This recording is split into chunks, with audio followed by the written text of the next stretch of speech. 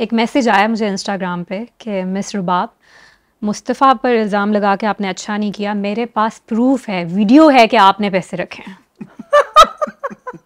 I was like okay. माशाल्लाह इतने invested हैं स्टोरी के अंदर लोग हैं। देख लेते हैं क्या है ये। हाँ,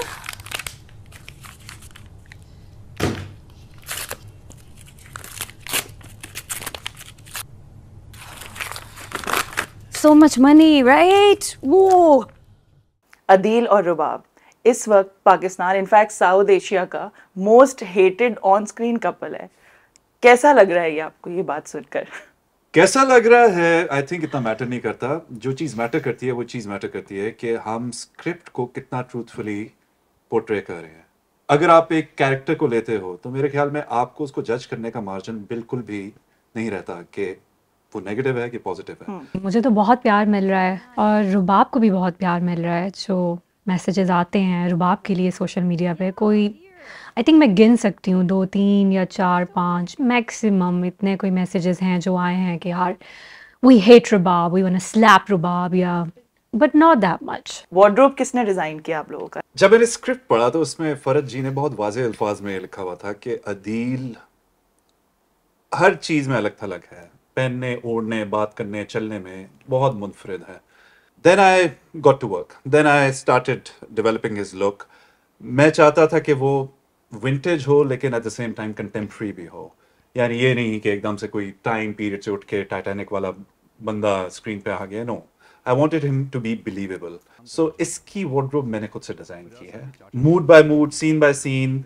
सिंस हम दोनों के कोई 300 350 सीन्स हैं, तो एटलीस्ट मैंने कोई 175 से 225 सीन्स के पीछे मैंने उसका जो भी story telling through the wardrobe ये कोशिश की है। रुबाब कैरेक्टर को स्टाइलिंग जो है, हेयर स्टाइल, वो सारा कुछ उसमें मेरी खुद की कंट्रीब्यूशन, क्योंकि मेरे अपने बाल हैं। आई नो कि what looks good on me और किस तरीके से स्टाइल करने चाहिए, मगर मैं ये कहूँगी कि टीम एफर्ट है। सो अदील के बारे में हमारी आवाम का कहना है कि सबकी बीवियों में उनकी दिलचस्पी है सिवाय अपनी। ऐसा क्यों है? ये रियली अवाम का कहना है? हाँ, ऑफ कोर्स।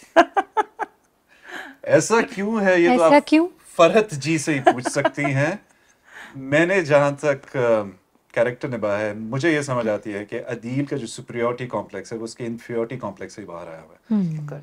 बचपन से उससे घर में भी बहुत लाड प्यार मिला है, फिर एक सोसाइटल प्रेशर है to be the best, to look the best, to earn the best, to be the best in, यानी it's a survival of the fittest. तो अदील में ये हमेशा से ये चीज़ आ गई है कि मुझे ही हर चीज़ करनी है, मैं एक जो होता है सेल्फ लव, नार्सिसिज्म कह लें उसे। So he is a very complex character. Couple के तौर पे इस वक्त जैसे ये दो कपल्स ऑन स्क्रीन हैं, it's shining as much or maybe overshadowing at times. ये कैसी ये प्रोसेस या कोई चैलेंज या मतलब ये जब शूट हो रहा था तो किस तरह के डायनामिक थे, या ये सोचा था, या this is very unpredictable that's coming up now? I think जब शूट हो रहा था बिल्कुल इस बारे में नहीं सोचा था, बिकॉज हमें पता था कि हम इस कहानी में क्या किरदार प्ले कर रहे हैं और उनकी कितनी माइलेज है और उनका कितना कॉन्फ्लिक्ट वो कितना क्रिएट कर रहे हैं। क्योंकि स्टोरी जो है, कहानी जो है, वो चलती ही इख्तलाफ के ऊपर है, कॉन्फ्लिक्ट के ऊपर चलती है। प्रोसेस शूट का मैं ज़रूर कहूँगा कि जितनी हम आंगी से, जितनी कामराडरी से हमने शूट किया है, it's one of the best projects of my entire career. I mean मैंने इतना ज़्यादा नहीं देखा कि कास्ट जेल करे। एंड ऑफ द स्क्रीन भी हम एक फैमिली थे। मैं बिल्कुल एग्जैजरेट नहीं कर रहा, हम ऑफ द स्क्रीन भी एक फैमिली थे। जावेद शेख साहब खाना लाते थे, बुशरा जी खाना लाती थी, कभी बदर हमारे डायरेक्टर वो खाना लाते थे। Fahad was such a, oh my God, I think he's the best producer. Absolutely. And I am not exaggerating. Fahad और मेरा ऑफ स्क्रीन बिल्कुल ही भाइयों वाला एक ताल्लुक बन गया हुआ था, बिल्कुल भाइयों वाला ताल्लुक बन गया हुआ था। और शायद ये भी एक फैक्टर हो कि जो ऑडियंस स्क्रीन पे देख रही है, जो ऑफ स्क्रीन इतना हमने कामराडरी क्रिएट की, वो शायद ऑन स्क्रीन नजर आ रही है। आपकी और हानिया की किस तरह की एसोसिएशन है of screen? It's I love Hania. I think she's adorable. बहुत अच्छे दिल की लड़की है वो, और I adore her. नॉर्मली जब इस तरह का कोई कैरेक्टर होता है, स्पेशली जिस तरह का लिखा हुआ है, also the kind of wardrobe, उसमें प्रेफरेंस और वो स्टीरियोटाइप को इंडोर्स करने के लिए शॉर्ट हेयर होती है। इसमें हम आपके लंबे बाल देख रहे हैं, मतलब आपके बाल लंबे हैं माशाल्लाह, but you know with the character did it come up के मतलब बालों को लेके? मेरे बालों का इशू ना इस इंडस्ट्री में थोड़ा सा रहा है, बिकॉज़ मुझे कहा गया है कि आप बाल कटवा लें कई जगहों पे, क्योंकि स्टाइलिंग का मसला, या फिर आप बाल कटवा लेंगी तो थोड़ी आप मॉडर्न लगेंगी। So I just never took that advice seriously, क्योंकि मुझे ऐसा लगता है कि मैं अगर न्यूयॉर्क रहती हूँ, यहाँ रहती हूँ, कहीं पे भी जाती हूँ, बाल जो हैं मेरे लिए बहुत स्पेशल हैं। अभी भी मैंने कटवाए हुए हैं, ये मेरे कटे हुए बाल हैं, है ना। मेरे बाल इतने होते थे, तो ये मैंने बहुत मेहनत, बड़ा दिल पे, वो क्या कहते हैं, दिल पे पत्थर रख कर मैंने बाल इधर से इधर तक करवा लिए। So sorry मैं लेट हो गया। आधा घंटा लेट हैं आप। ऑफिस में लास्ट मिनट पे काम आ गया था इसलिए। हाँ भाई, आप तो ठहरे मसरूफ लोग, 1-2 दिन का बोल के पूरे 1 हफ्ते बाद मिल गए, वो भी जब मैंने याद कराया तब। आप क्या कहेंगे, अदील जैसे मर्द को डेट करना चाहिए खवातीन को? मैं कहाँ से ये काउंसलिंग दूं उन्हें? हाँ, successful, good looking, well spoken लोग हमेशा कैरिस्मेटिक हैं और रहेंगे।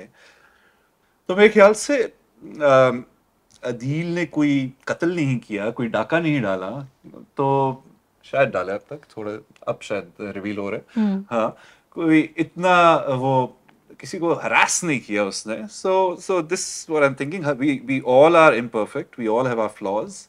तो अगर आप मॉल्स या कहीं जाएं तो वहां तो व्यूअर्स में से आंटीज एंड डिफरेंट लोग would actually come up to you and bash you for like what the hell are you doing with Sharjeena, आप क्या कर रहे हैं, आप ऐसा क्यों कर रहे हैं? और सबसे अच्छी बात है कि जो कमेंट्स में ये भी कहते हैं कि, या मैसेज करते हैं कि ओ my God I am hating Rubab right now, शुरू में तो मुझे अच्छी लगी थी मगर अब बहुत नफरत हो रही है, but thank you for playing this character, oh my God I love it.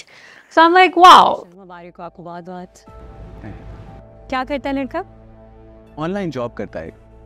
Mustafa की तरह।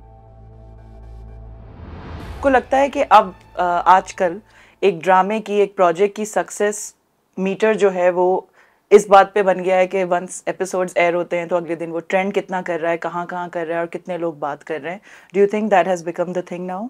मीम्स, क्लिप्स, डायलॉग्स, यही चीजें अब हम लोग व्हाट्सएप पे, इंस्टाग्राम पे एक दूसरे को फॉरवर्ड करते हैं। So yes, definitely it's because of this viral thing that we call it, it's gone viral because of social media. And जहाँ तक आपने कहा कि व्यूज, आई मीन सबके सामने है, सबके सामने नंबर्स हैं, सबके सामने वो फैक्ट्स हैं, तो ये मैटर करती हैं चीज़ें मेरे ख्याल से। सो क्या आपकी नॉलेज में है कि पर्पसली इस प्ले की मार्केटिंग, प्रमोशन को उस तरह से हैंडल किया गया है कि उसका एक रिस्पॉन्स हम देख रहे हैं सोशल मीडिया पे? डेफिनेटली, आई थिंक एक बहुत डेप्थ के साथ उसको प्रोजेक्ट किया गया है, उसकी प्लानिंग की गई है। और अगर आप देखें कुछ बिहाइंड द सीन्स ब्लूपर्स वगैरह भी हैं।